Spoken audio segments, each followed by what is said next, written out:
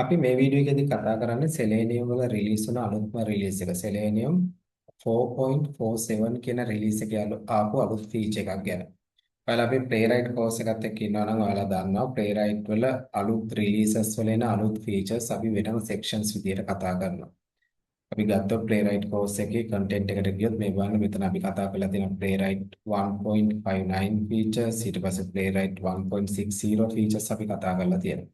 ඒ වගේම තමයි දැන් මේ වීඩියෝ එකේදී අපි කතා කරන්නේ Selenium වල ආපු අලුත්ම version එක 4.47 කියන රිලීස් එකේ ආපු feature එකක් ගැන. අපි මොකද්ද බලමු මේ feature එක මුලින්ම මම යනවා Selenium official website එකට. official website එකට ගිහලා මම මෙතන blogs කියන එක ක්ලික් කරනවා. ඊට පස්සේ මම මෙතන 2026 කියන එක ක්ලික් කරනවා.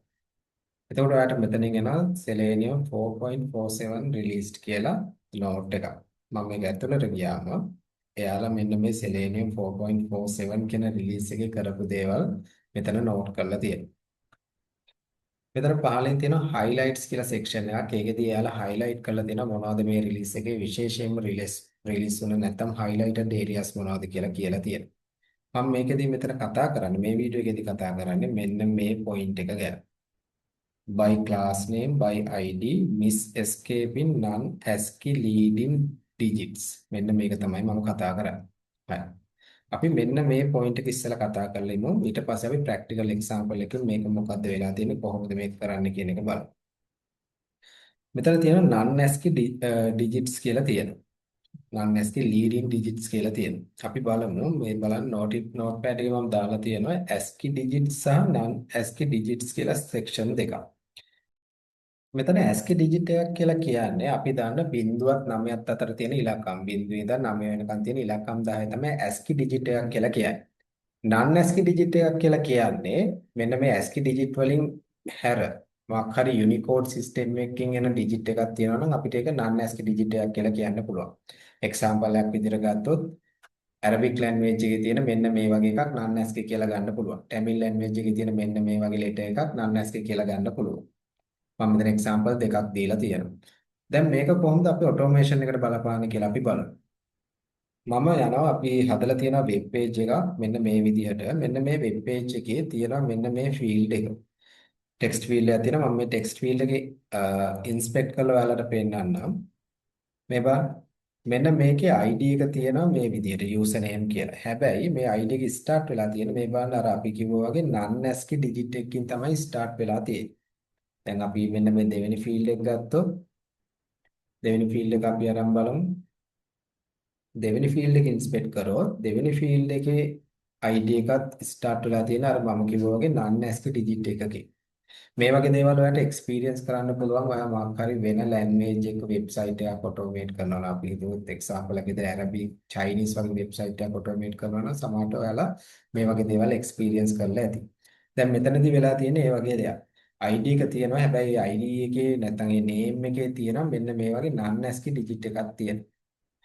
එතකොට Selenium අලුත් version එක 4.47 version එකට කලින් version එකේදී මොකද්ද වෙලා තියෙන්නේ මෙන්න මේ වගේ non ASCII digit එකක් තියෙනවා නම් ඔයාගේ ID එකේ name එකේ ඔයාගේ automation එක run කරනකොට fail වෙනවා. ඒ කියන්නේ Selenium වලට නැත්නම් Selenium 4.46 වලට ඒ වගේ non ASCII digit එකක් තිබ්බොත් ඒ වගේ තියෙන වෙලාවක ඒක හොයාගෙන run කරන්න බෑ. එයා unable to locate element කියලා error එක දෙනවා.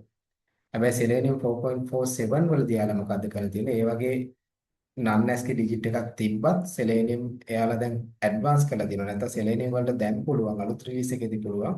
ඒ වගේ තියෙන එලිමන්ට් එක හොයාගෙන ඒ එලිමන්ට් එකට අදාළ ඇක්ෂන් එක කරලා ඇක්ෂන් එක කරලා ඉස්සරහට කන්ටිනියු කරන්න පුළුවන්. අපි ඔක ප්‍රැක්ටිකලි කරලා බලමු මෙන්න මේ විදිහට. මම ගාව තියෙන ප්‍රොජෙක්ට් එකක් මම Selenium 47 කියලා ප්‍රොජෙක්ට් එකක් හදලා තියෙනවා. ඒ ප්‍රොජෙක්ට් එකේ මම sample automation කියලා ක්ලාස් එකක් හදලා තියෙනවා. මගේ pom.xml ෆයිල් එකට ගියොත් මම දාලා තියෙනවා Selenium 4.46 dependency එක. ඒ කියන්නේ කලින් dependency එක නැත්නම් කලින් version එක දාලා තියෙනවා. ඊට අමතරව මම testng කියන dependency එක දාලා තියෙනවා. මගේ ක්ලාස් එකට ගියොත් මම before method එක ඇතුලේ browser එක Chrome browser එක open කරලා මම මෙන්න මේ හදාගෙන තියෙන web page එකට navigate වෙන්න හදලා තියෙනවා. ඊට අමතරව මම implicit wait එකක් දීලා තියෙනවා seconds 10ක. හරි. දැන් අපි මෙහෙම දෙයක් කරමු. මම කරන්න යන්නේ මෙන්න මේ ASCII non ASCII digit එකක් තියෙන එලිමන්ට් එකක් අරගෙන මෙන්න මේක ගමුකෝ අපි මෙන්න මේ ID එක අරගෙන මේකේ මම ටයිප් කරන්න තමයි හදන්නේ. හරි අපි බලමු කොහොමද මේ වැඩේ වෙන්නේ කියලා. driver.findElement by.id ID එක මම මේ විදිහටම දැම්මා .sendKeys කියලා මම ටෙස්ට් කියලා දෙනවා. හරි. දැන් ඔන්න මෙතන non ASCII digit එකක් තියෙනවා. අපි රන් කරලා බලමු මොකද්ද වෙන්නේ කියලා.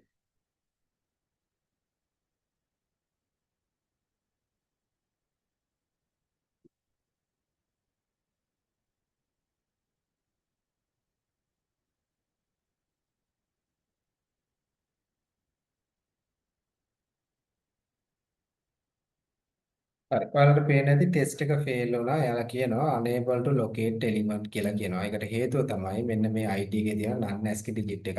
Selenium 4.46 වලට මෙන්න මේ වගේ non ASCII digit එකක් තිබ්බොත් එයාට එතනින් එහාට process කරන්න බෑ. එයා unable to locate element කියලා කියනවා. දැන් අපි අනිත් එලිමන්ට් එකත් බලමු. මෙතන ඔයාලට මතක ඇති අපි දෙවෙනි එලිමන්ට් එක ගත්තොත් ඒකෙත් තිබ්බ මෙන්න මේ වගේ non ASCII digit එක. මම මේකත් තියලා අපි බලමු රන් කරලා මොකද්ද වෙන්නේ කියලා. අමාරු විදිහට driver.findElement by ID කලින් එක අයින් කරලා අලුත් ID එක දෙනවා. දැන් අපි රන් කරලා බලමු මෙතන මොකද්ද වෙන්නේ කියලා.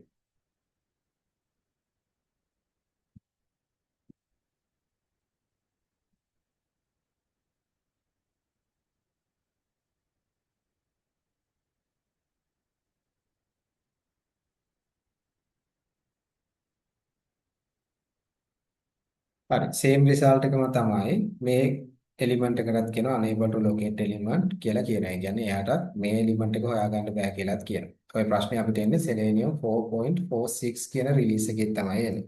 හරි. දැන් එයාලා මොකද්ද කියන්නේ Selenium 4.47 රිලීස් එකේදී මෙන්න මේ ඉෂුව එක ෆික්ස් කරලා තියෙනවා කියලා කියනවා.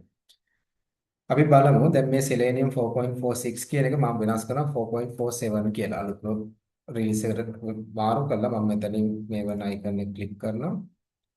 පොඩි වෙලාවක් යයි අලුත් version එක ඔයාලට install වෙන්න හරි. ඔන්න දැන් Selenium 4.47 මගේ තියෙන්නේ. අපි මොකුත්ම වෙනසක් කරේ නැහැ. අපි Selenium අලුත් version එක upgrade කරපු එක විතරමයි කරේ. අපි code එකේ මොකුත්ම වෙනසක් කරේ නැහැ. දැන් අපි මේක run කරලා බලමු. දැන් මොකද output එක එන්නේ කියලා.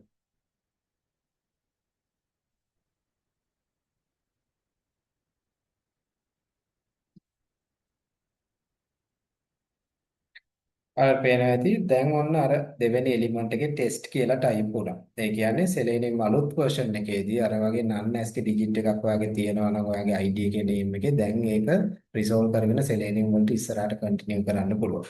අපි මේ පළවෙනි field එකත් කරලා බලමු. පළවෙනි field එකේ අපි inspect කරලා ගත්තොත් මෙන්න මේක තමයි ID එක තිබෙන්නේ. මම ඒකත් ඔයාලට මේ විදිහටම එලිමන්ට් එකක් විදිහට දීලා driver.findElement by ID මේ විදිහට දීලා send keys කියලා මම test automation කියලා මෙහෙම දෙන්න. හරි අපි දැන් run කරලා බලමු. දැන් elements දෙකම වැඩ කරන්න ඕනේ. මොකද දැන් අපි දාලා තියෙන්නේ Selenium 4.47 නිසා.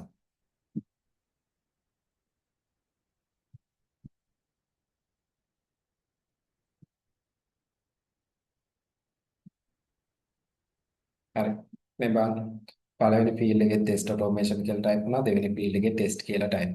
ඒ කියන්නේ Selenium 4.47 වල දැන් අර වගේ ඔයාලගේ non ASCII digit එකක් තියෙනවා නම් ID එකේ හරි name එකේ හරි කිසිම issue එකක් නැහැ. ඔයාට unable to locate element කියන array එක මිස් කරලා ඔයාලට continue කරන්න පුළුවන්. ඒක තමයි Selenium 4.47 වල ආපු අලුත් update එක.